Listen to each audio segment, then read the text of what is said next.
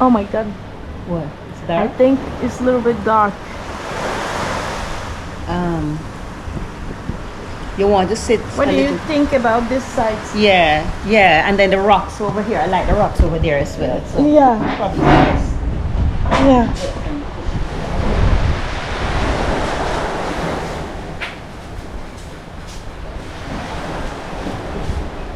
Uh, Where you want? Out here? The sun? Or Uh, we could probably bring the chairs in the shade. yeah, go a little bit like that. Yeah, a little bit like Yeah. this. So it'll be good for you. Yeah, that's fine. Oh wow, perfect. I love the view. Okay.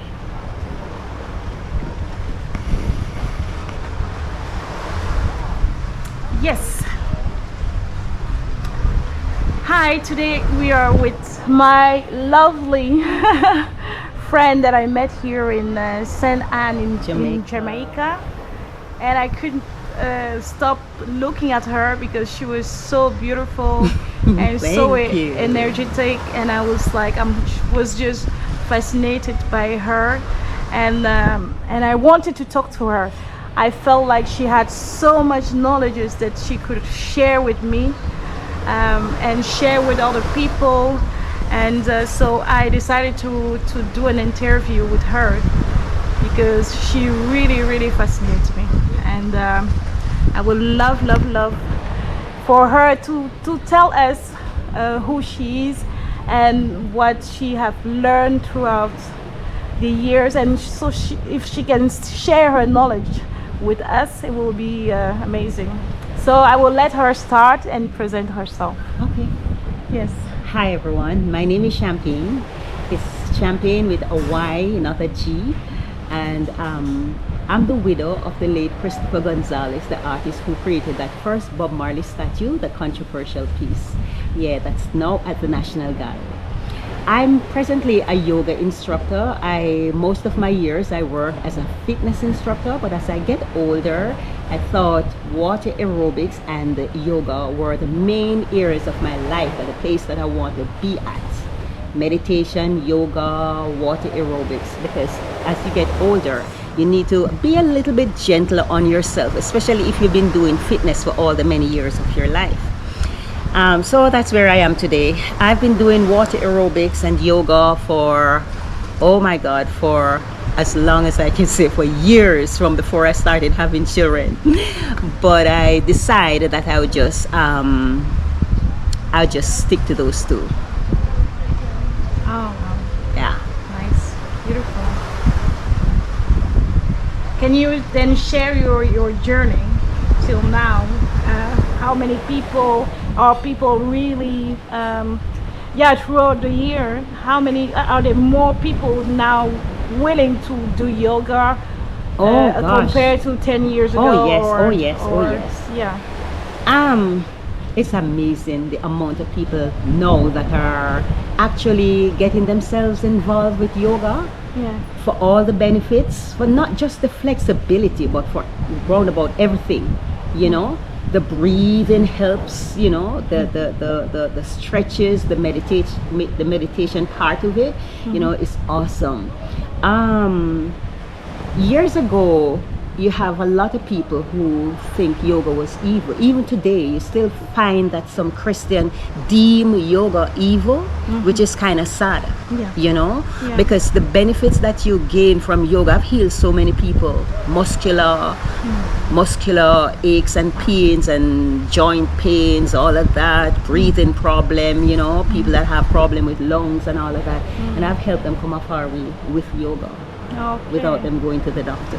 I don't want to say anything about the Beautiful. doctor, because the doctor, we can't leave the course. doctor out, right? Yes, of But you know, I have to pat myself on the shoulder. You know, a lot of people, you know, comment about that, you know, me healing them through yoga. It's a powerful place to be.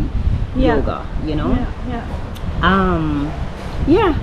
And how many people do in your classes, like 10 years ago, how many people will, for example, be in your class? Well, And compared to now maybe there are more people for willing. my yoga, for my water aerobics classes, I used to have like a huge group. my own personal class. But things cut down after the yoga, after the pandemic. The pandemic. Yeah. Yes. Yes. And the yoga class, my yoga class is my little yoga space at home. It was like really packed, you know. And so, and most of those ladies were return residents, you know. So no, but because of the pandemic, everything has slide, It went you know, down, so yeah. they went down. But I still do have, I've started back at home. Just the other day I had one student turn up, and then a couple more decide that they're coming out and things like that, you know. So yeah, you know, in the hotel sometimes I have a huge class because you know the house count fluctuates. So sometimes I have a big class, and this is where I used to actually teach before. Oh, wow. So this could accommodate a lot of students. Yeah. You understand? I really love teaching down here. Yeah, but we had to move because we had to move up the chairs when we come in for a class, and then it was hard for them to bring the chairs back and all of that, yeah. you know. So Yeah. we have that little space now. But sometimes over there it's so cramped, it's so packed. It depends on the time of year, you know. Yeah. Yeah. Okay. Depends on the time of year. Yeah. How do you balance the physical, mental, and spiritual aspect of yoga in your practice? How do I balance? How do I balance? Well, I kind of like place both of them together, you know, because as I say, I'm not really a Christian, you know. I don't discriminate against religion, you know, but my belief is just my belief. I believe in spirituality, and I try not to separate them too far from each other, yoga and my spirituality, because they come together. For me personally, they come together as one. Yeah. You understand? So I try not to separate spirituality and yoga. And For yoga. me personally, Yeah. I think they're coupled together. Yeah. Beautiful. Can you share any memories teaching experience with us? Memories.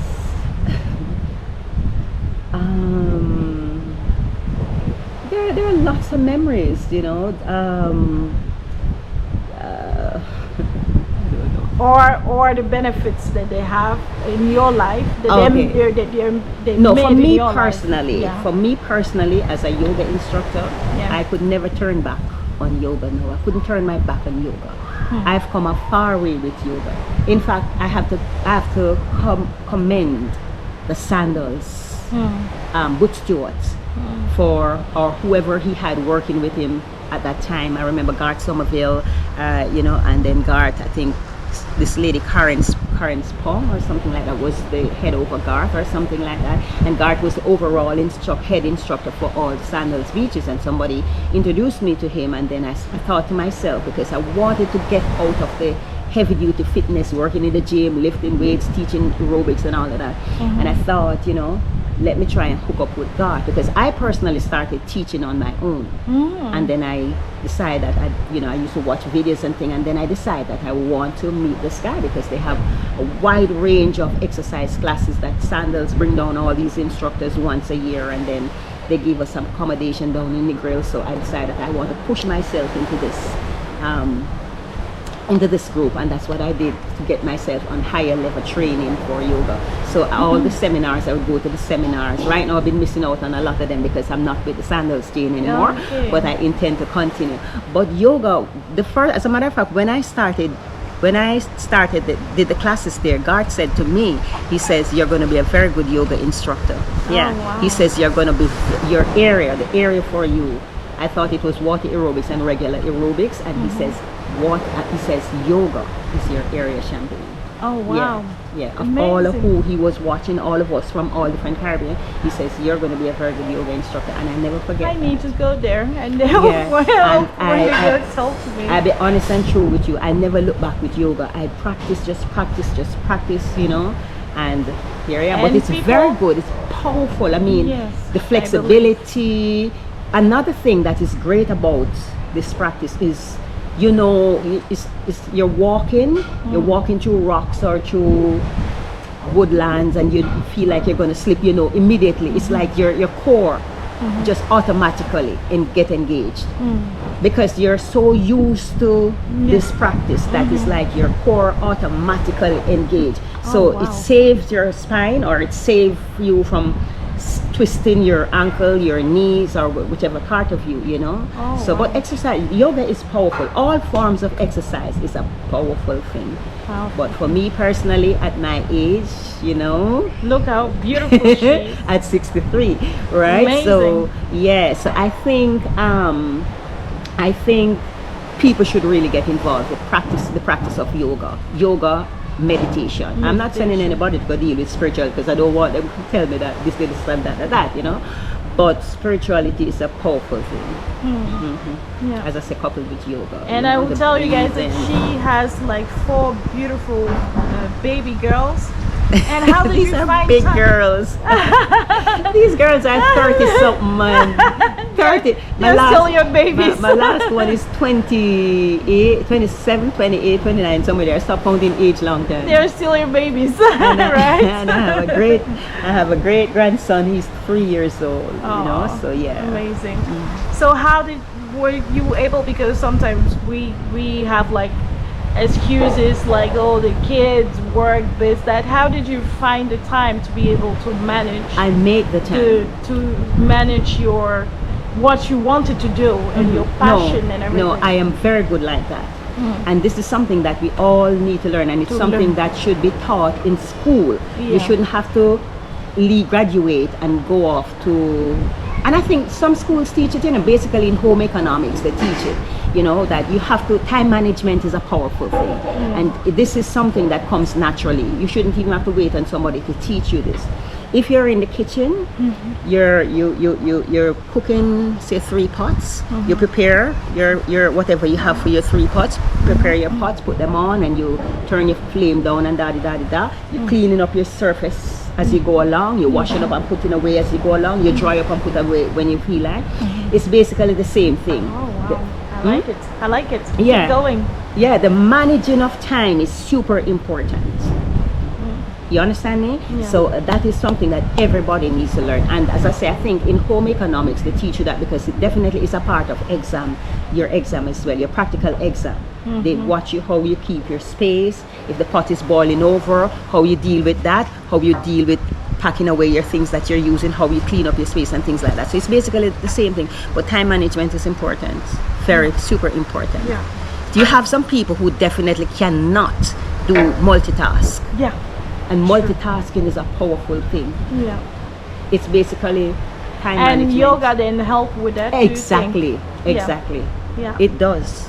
Amazing. So it helps you also calm your Mentally. mind and Oh be able my to. goodness. I mean, I'm at to this manage. point. I'm at this point where I can actually, the world can be screaming like crazy over there, and I'll be here sleeping. I can just block that sound out of my mind, out of my ears, out of my head, and I can fall asleep right there. Amazing. You know, so Yeah. you have to, the mind is very powerful, and you have to be able to use it, you know. Yeah. And what do young people should then? What should they learn now from you? What do you have that you can tell to the young people and people who really want to grow in their life and, you know, have a better life and Multitask. and be multitask. Yeah. Don't try to put your eggs in one basket. Not all the time. Everybody wants to be a lawyer today or a doctor, and nobody's thinking that, oh, you know, I have a car. The car can work for me after my job as a, wherever I go as a, say for instance, you work in, let's not use a lawyer, say you're working as a chef in a hotel, or let's probably not use that because it's too many hours, but, or let's use the chef then, or the cook or whatever, or a nanny or whatever. You work a 9-to-5 job. How many days off do you get? After your 9-to-5 job, what can you go home? By the time you reach home, say you use 2 hours to reach home, what else can you do when you reach home as a business? What can you generate once you have a home? What can you generate from home as an income? Is it plants? Is it baking, some kind of baking, you know, or something like that? What can you do? You have a car, your car should work for you. On weekends or on your days off, you should be able to take your car on the side of the road somewhere where you can get permission to stay.